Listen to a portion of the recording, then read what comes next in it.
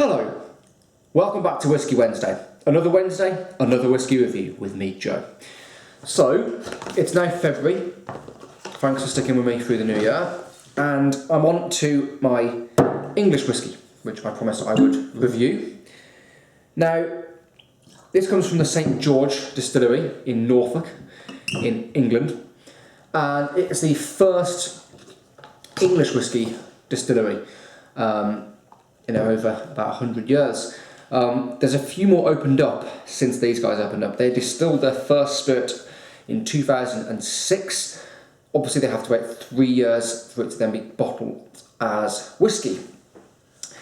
Now they were set up basically family run because they used to be a farm. They used to grow the barley and sell the barley to Scotland to make Scottish whisky, and they basically thought, well, why not use this barley we've got to make some whisky? So basically that's what they did. Very, very small little distillery, completely family run, independently owned, and they make craft production whisky. It is single malt, it's not a blend. It tells you the cask numbers. It says it was distilled in December 2007 and bottled in June 2011. So it's around about a 3-year-old whisky, 3.5 years old, bottled at 46%, and it's matured in first fill American oak barrels. Now you can tell it's craft because on the bottle it tells you, if you can see that, I don't know if you can see that, all the cask numbers, and that's very unusual, and the only people that tend to do that are people that are doing things in very, very small amounts because they want to show you the exact casks they've used.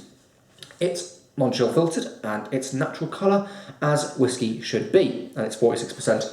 So that is a 3-year-old whisky, a lovely light gold colour to it, and this is the Peated / Smokey edition. Now this is one that's bottled a couple of years ago, actually June 2011 this was bottled. I've had it in my collection for quite a while. Haven't got through that much of it because I've had other whiskies on the go, but there's always been about that much whisky, so it's fine.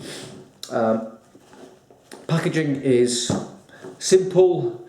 It looks quite kind of gifty. If you know what I mean, kind of the things you'd see in like a gift shop.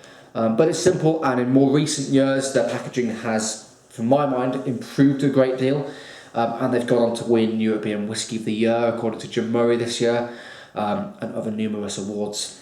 They do various bottlings and various cask finishes. I apologise for my voice.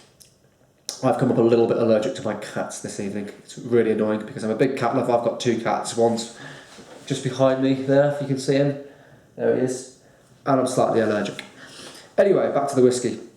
They do rum finishes, they do sherry matured ones, they do peated ones, they do non-peated ones, so a real variety. So their spirits are around about 6 years old now. I think they've got their first 6-year-old out, and it's really coming along. So this is one bottled a while ago, 3 years old, and it's peated. Let's give it a smell. On the nose. Get sherbet lemons.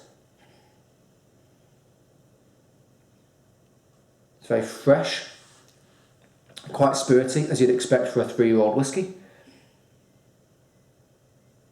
Grassy. Get vanilla. It's very, very light, it's kind of herbaceous, almost like thyme, fennel, aniseed. There's a kind of oiliness to it, and there's definitely a peatiness coming through, but it is kind of light. It's a sweet style of peat. It's not like your Ardbegs, not like your Lafroigs. Yeah, almost like a fennel tea, kind of like a light aniseed note, like licorice. Now it's onto the place.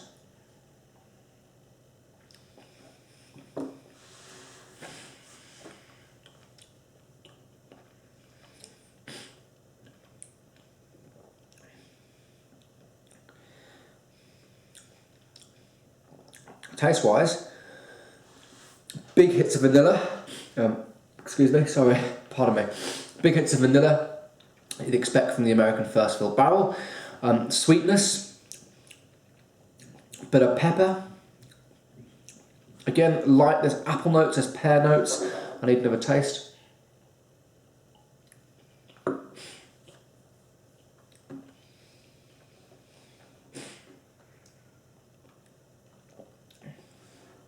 quite floral, kind of buttercups, kind of a daffodil smell. That kind of sweet peat comes through again. It's just a really, really easygoing peated whiskey.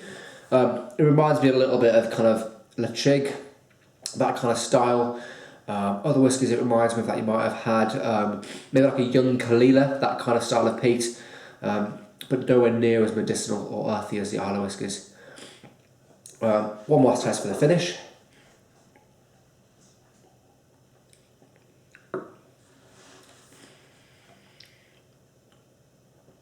On the finish, it's kind of quite oily.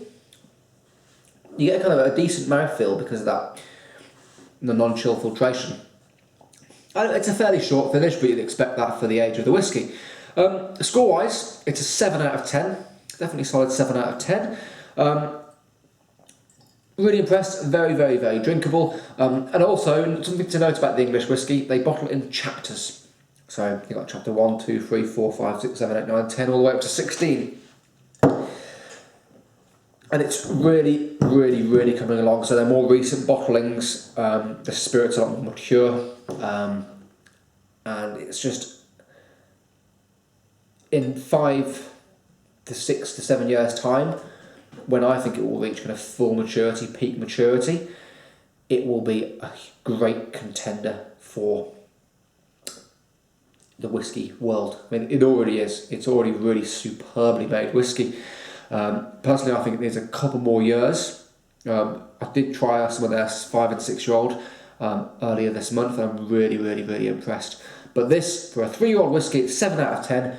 I'd highly recommend it. If you've had any English whiskey, let me know. Leave me a comment in the box below. Please share the video, and I'll see you next week, guys, for yet another whiskey review. Cheers, guys. Bye-bye.